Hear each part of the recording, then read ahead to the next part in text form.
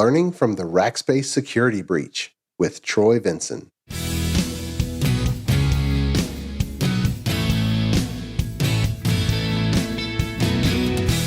The Azure DevOps Podcast is a show for developers and DevOps professionals shipping software using Microsoft technologies. Each show brings you hard-hitting interviews with industry experts, innovating better methods, and sharing success stories. Listen on to learn how to increase quality, ship quickly, and operate well. And now your host, Jeffrey Palermo.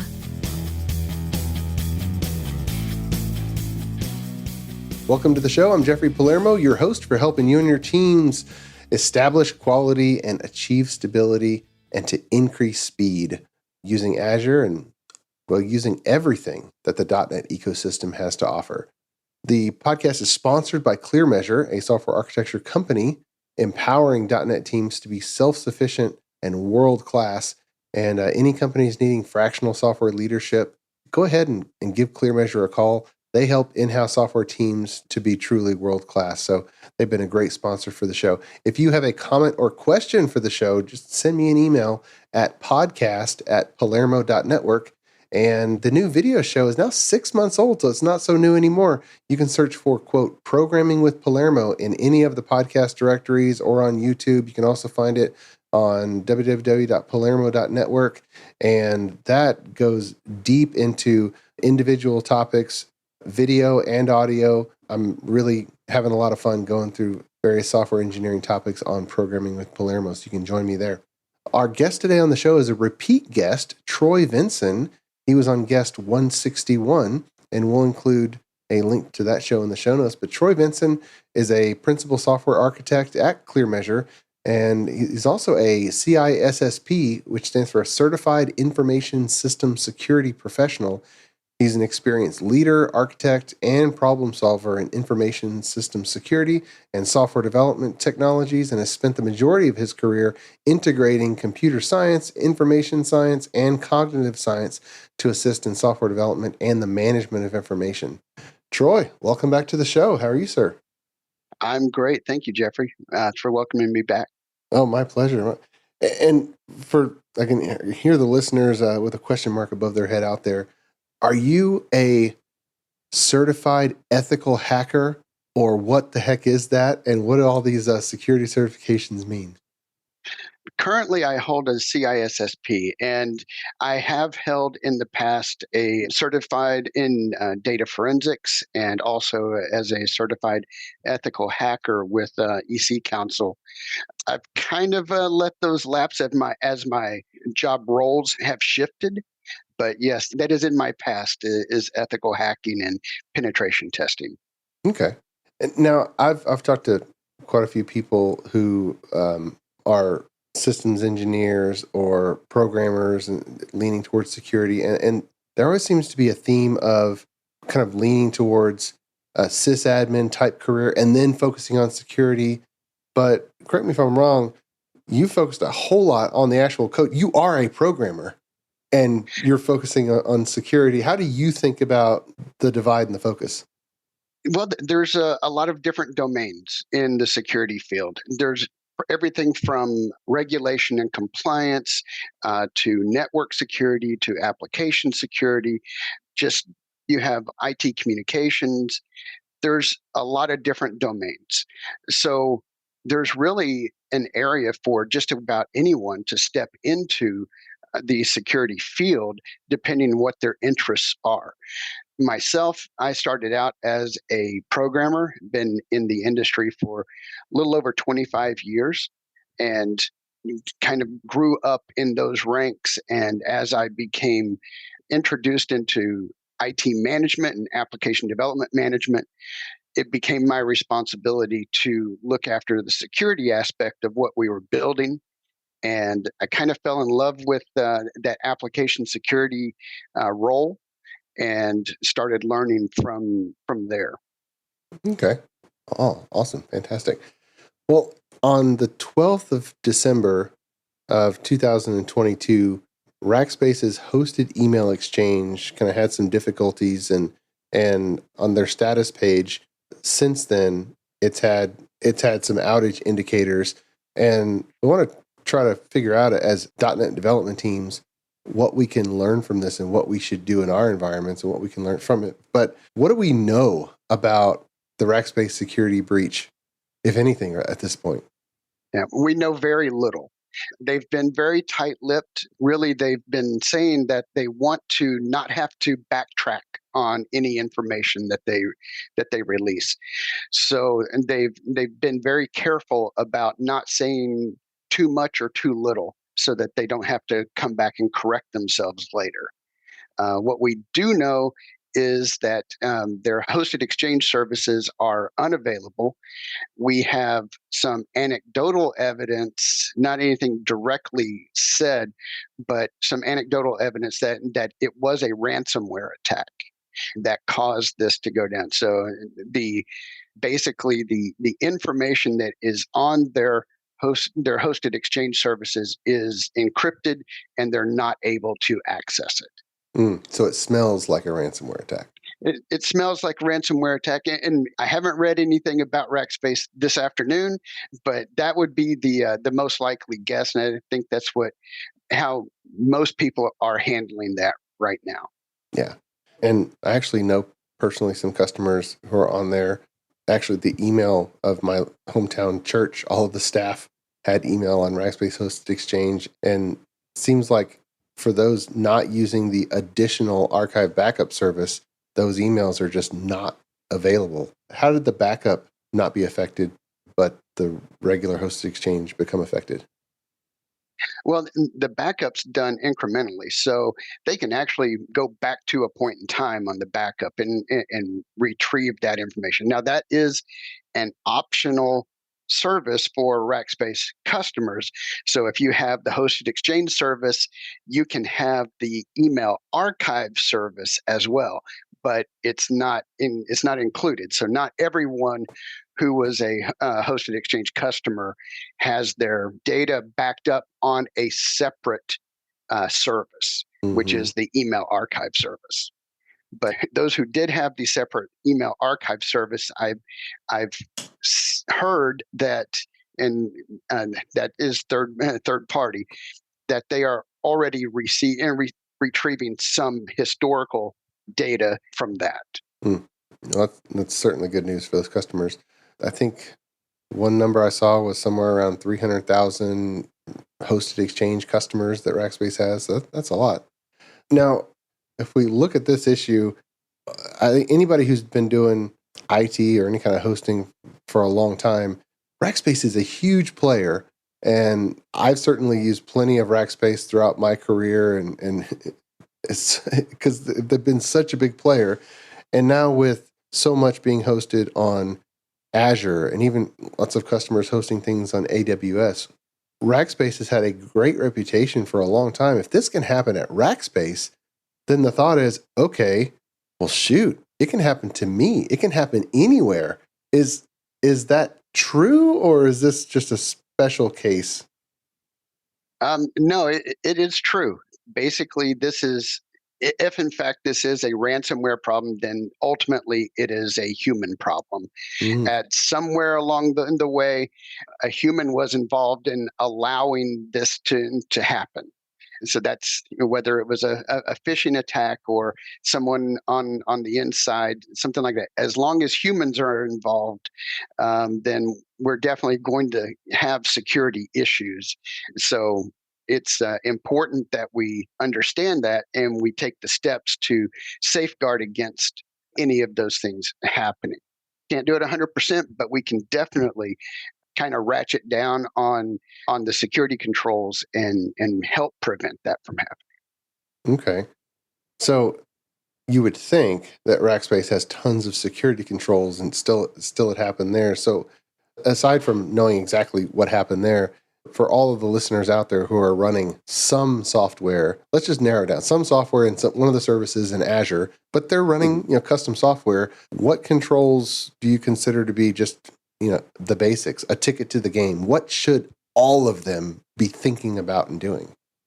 I think the first thing that we need to look at, and especially in this case, is backing up data is a very important thing to do.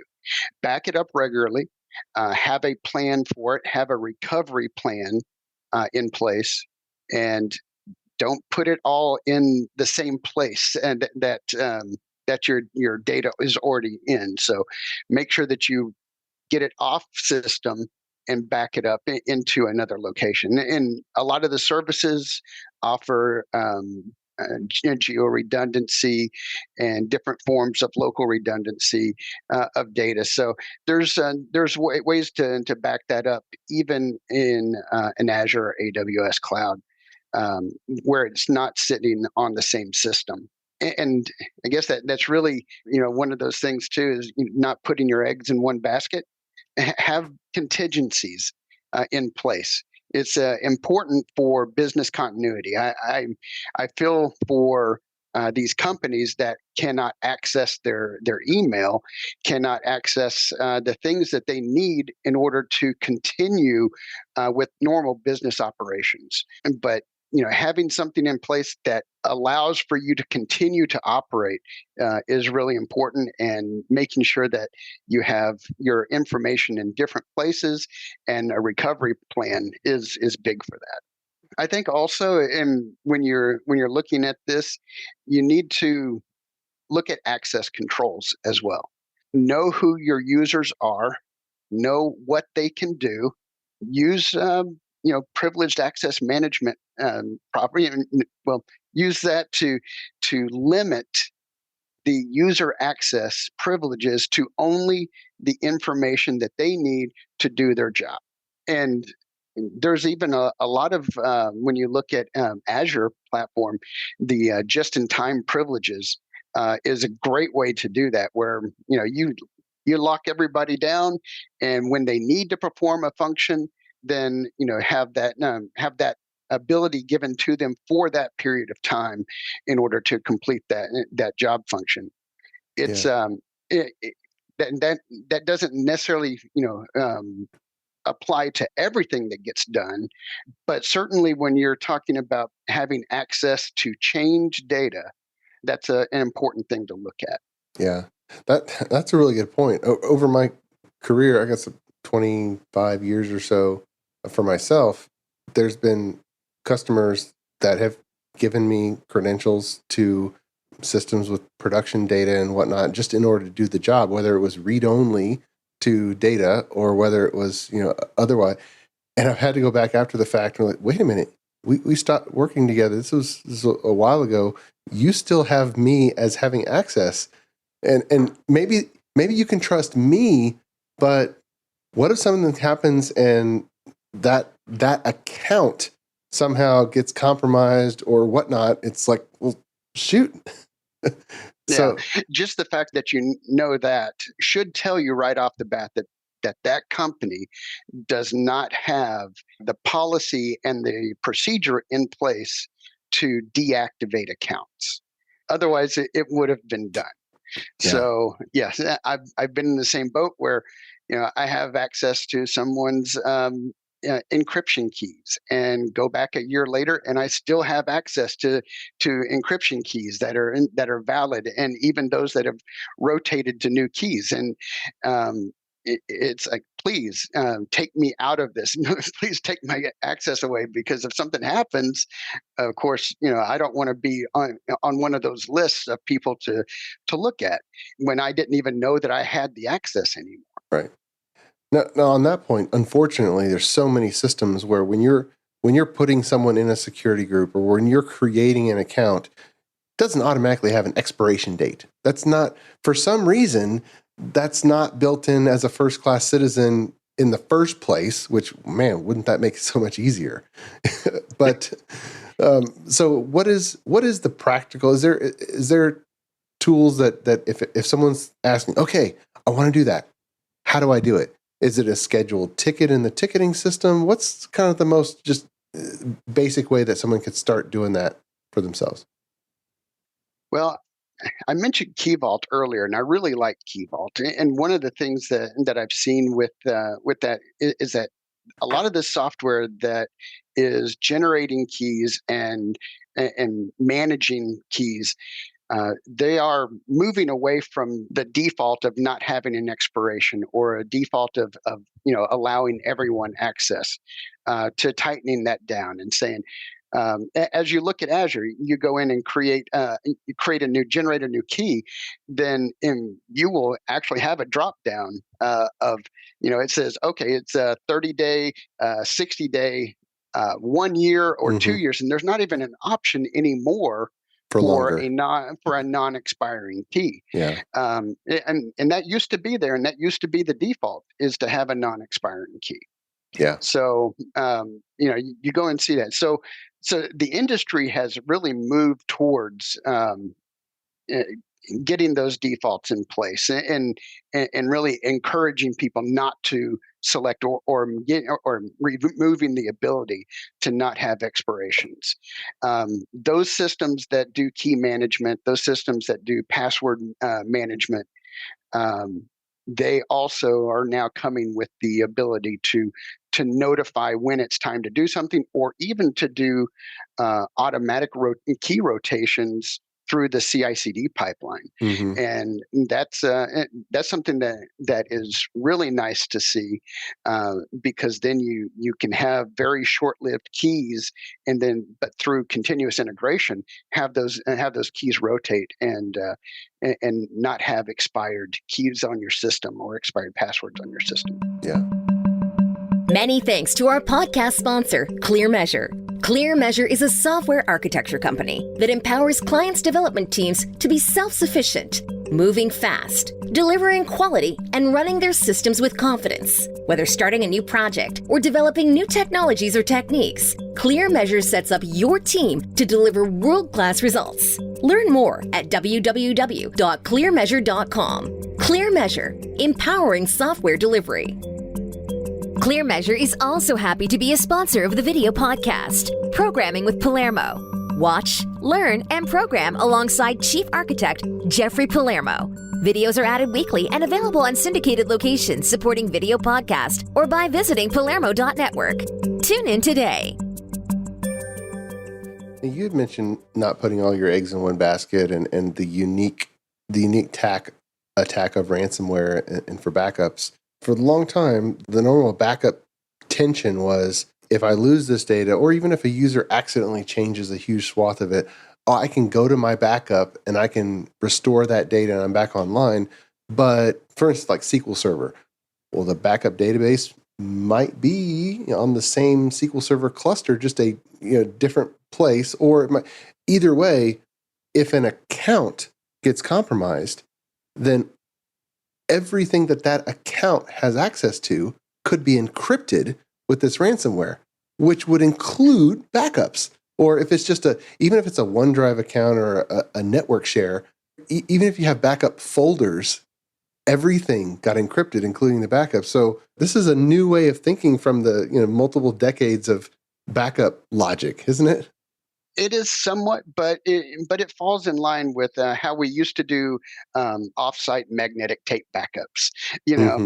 So you always had that thing. So if your building burnt down, then you would still have old Iron Mountain to go to and retrieve your magnetic tapes. So it's the principle is the same. The principle offsite, is the same. Different rules for access. And then, of course, you have to have your backup policy, that plan in place. How do you do incremental versus differential backups? Are your deltas safe? From day to day, or is it hour to hour? Depending on what your traffic is and the transactions that you have, then that will guide how you need to develop your backup policy and plan. Mm-hmm. Gotcha. So you had mentioned earlier that with ransomware, it tends to be a human vulnerability or a people problem. Yeah. And so for people problems, that doesn't mean just developers either. That means anybody that's using a computer? That means anyone, especially anyone who has access to a network and email. So that is the thing. We have to have our security awareness programs so that every employee is aware of the things that can happen, that they become familiar with tactics that are used for phishing and different and different types of attacks that they can have happen to them sometimes on a daily basis. They need to know to stop clicking on links that when you didn't request something from someone, don't click that link, or Mm-hmm. at least examine the link and determine whether or not it's safe to click and it's something that you were expecting. The same thing with software. You know, don't install untrusted software. As a company, have a policy in place for mitigating that. Not allowing people in certain roles, or however you want to segregate that, but locking down the ability to install software that may affect the system. Mm-hmm. Um, and, and see, that can even from the area of having someone who is maliciously trying to go in. Well, if you've locked down their ability to install software, well, now that malicious user has difficulty performing that task. So it's not just an unintentional use, but it's also a protection against a malicious use as well. Yeah. On the non-malicious side, just recently I experienced a new thing that I hadn't seen before. Around Christmas time, there's actually quite a few people that are receiving packages ordered in the mail, and it wasn't email; it was a text message, and it was a multi-line text message. It says, "From USPS, U.S. Postal Service, we are having difficulty delivering your package. Please confirm your." And it had a link, and I looked at it. I'm like, this is because in my spidey sense, but I'm in software, right? To the normal person, they would have said, "Oh, I want my package." Tap. And now I in a protected session, I actually took that URL. I wanted to inspect it. So I pulled it up, and it's asking for like full details. That has a clone of the US Postal Service website with navigation and all that stuff. I mean, really well done from a deceitful point of view. But I'm thinking, man, what do normal non-technical people, do they have a chance? Mhm. Well, and it doesn't even have to be really deceitful either. Something very simple just happened to me very recently, where I received a text message that said, "Troy, are you available?" And it Mm. was signed by my supervisor. It was his full name. Oh, wow. Um, and fortunately, I could look at that and see the phone number was not his phone number. But not everybody has their boss's phone number in their contacts. They Yeah. should, but it doesn't always happen that way. Or someone up the chain, right? Mm-hmm. So even a message that simple, and as a matter of fact, because it's simple, it looks like it could be um, it could be legitimate. Yeah. But so then if you were to respond back to that text message, then you could be on on the receiving end of some kind of scam that is trying to get you to send money or whatever. Yeah. um, and you already think that you're talking to an authority Mm-hmm. at that point. Yeah. So these are things that people have to learn how to identify. Yeah. um, and there's real good training out there for this, and not everyone comes at this with a head of knowledge to say, oh yeah, that's a That looks fishy.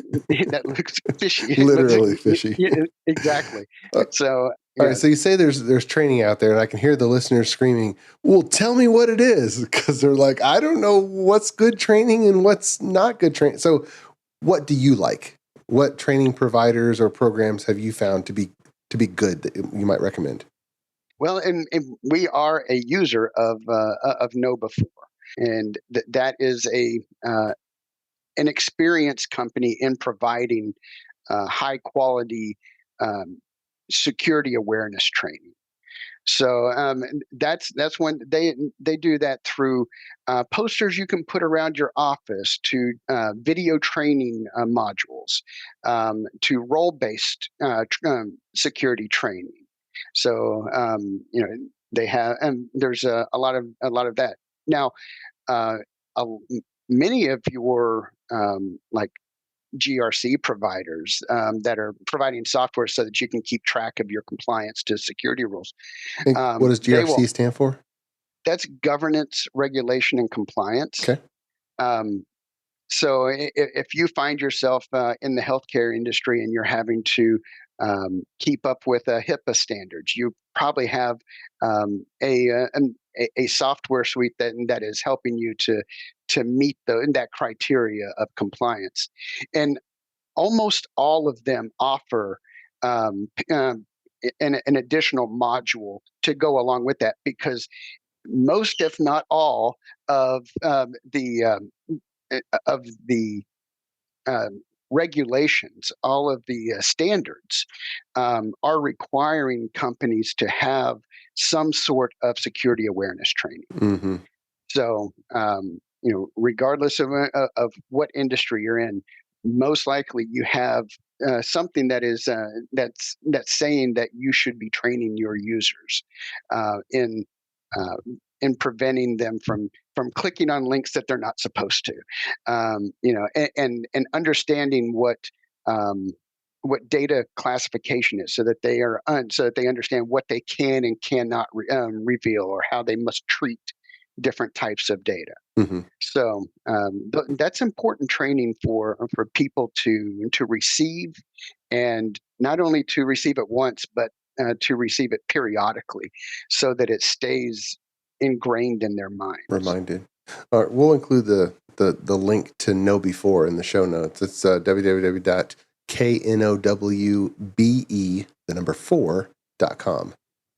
So yeah, that is a good one. So back to the development teams on the technical things that they should be thinking about. Is there a list of things that you would say, oh yeah, always be thinking about these items or doing certain items?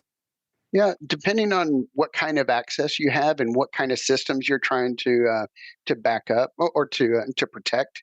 If you have your own hosted or you have your own email exchange service, or any kind of email service, install the email protection that is available to you on your servers. Like SMTP, if you're running your own email sender.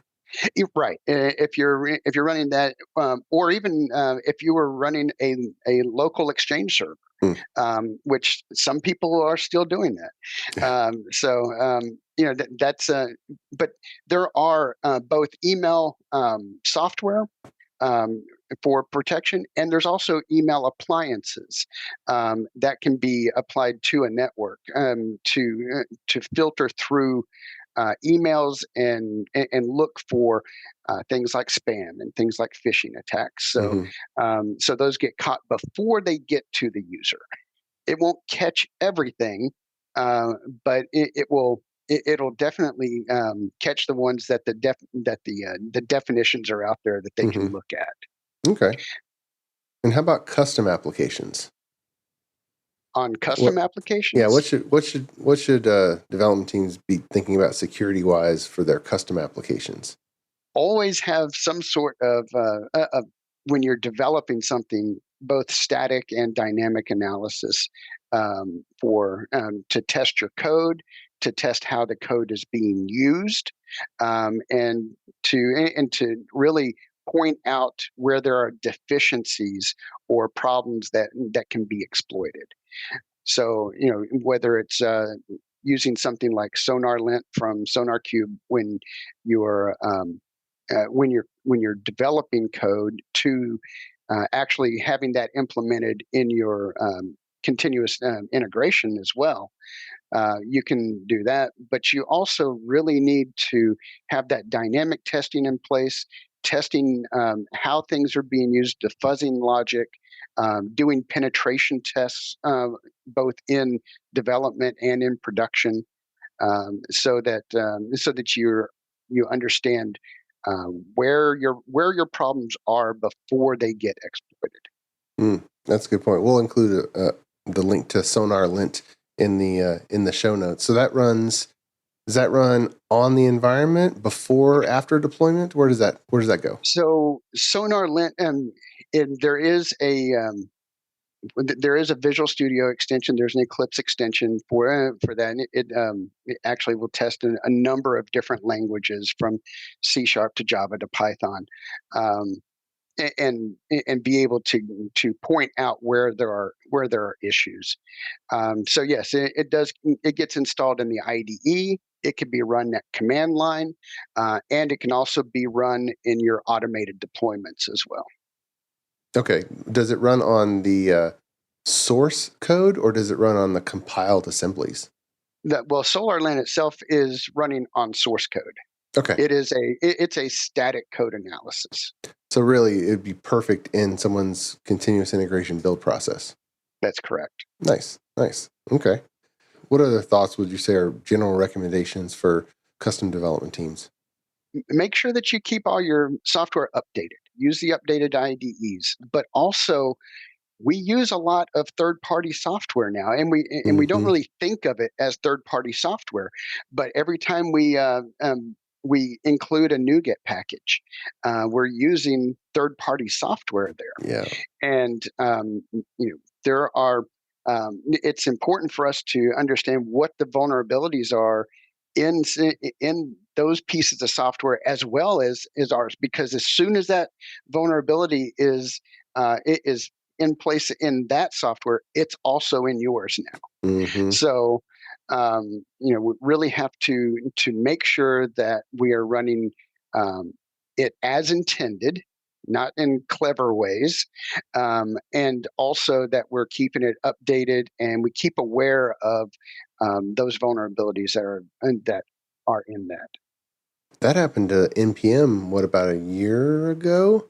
A very common package that then was included by lots of other common packages.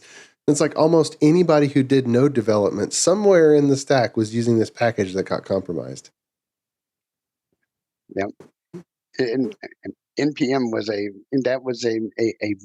really a huge issue that happened with that, and it affected countless hundreds of thousands of people. Yeah. Well, if you think about it, I mean, what even NuGet, what common NuGet packages are used by tons of people? I mean, it could be the package that uses a custom Azure DevOps task or a custom GitHub action that you just declare and you're using, but those packages get loaded dynamically, and if the account that has access to publish to NuGet gets compromised, well, now that's going to end up being used. And some of them we don't even see. So you look at something like Slow Cheetah, that's used for doing configuration file transforms. There, you can install that directly in your code, but you can also install it as an extension in your IDE in Visual Studio, right? So you never even see it there in your code, but it's being compiled in when you're creating it, when you're building it, it's still using it to do those transforms. And so you just really have to be aware, creating a software bill of materials, so that you understand what is in your software, that you have a policy about which software can be used, and having some kind of change management in place so that people can say, well, I would like to use this. What is our evaluation criteria? How do we use this now that it's something that we need? And having a way of getting that through an approval pipeline, and added to your known list of software, so that you can keep track of it. Yeah, good points. Well, as we kind of get to the end of our time here, if a development team lead is realizing, oh shoot, I don't have anything written down, I don't have any plan, is there a place that you should say that they should start first? And well, especially if you're going with the Microsoft, common Microsoft development, which Hmm. we do a lot here, then I would say, go ahead and Google that Microsoft Security Development Lifecycle.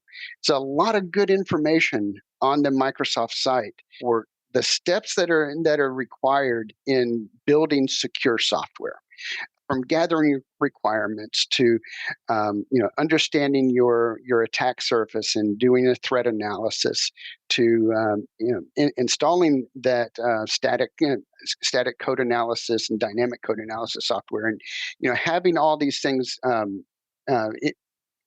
understanding what those steps are. Hmm. I think that that is probably the biggest jump that needs to be made, is understanding that there are best practices in place, and knowing what those are and how to implement them is important for a development manager to get a hold of, and not try to go around, because it's hard, but definitely, to use the cliche, shift left, and put that on, put a lot, as much of that up at the beginning of your project as possible, to make sure that you're following those steps all the way through.